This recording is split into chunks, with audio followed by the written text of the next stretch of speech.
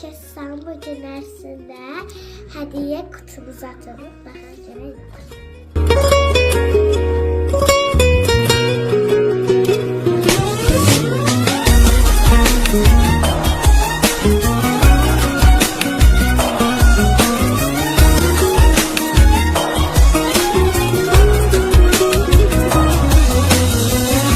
Her şeyden daha güzelsen bugün. Hediyeler hətta qalır kölgədə. Mənim üçün hədiyəsən, özünsən. Mənə görə doğulmusan bəlkə də. Bugün günlərdən sənin günündür. Bu xoş işlər ola bilməz heç nədən. Bugün sənin ad günündür, bugün sənin şad günündür, bugün sənin ən sevincli günündür. Yanındadır doğmalarım, yanındadır əzizlərim.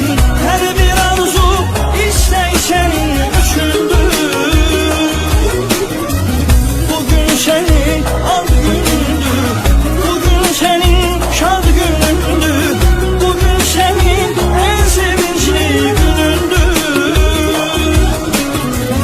Yanındadır doğmalarım, yanındadır əzizlərim. Hər bir arzu istək sənin düşündür.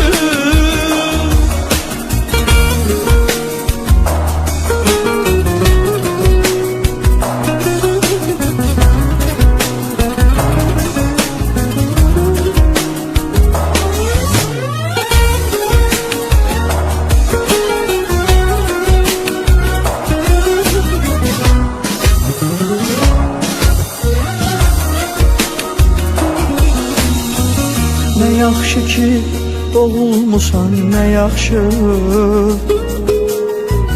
Tanımışam sənin kimi birini. Hamı səni təbrik edir ama mənim üçün kimsə verməz yerini. Bugün gün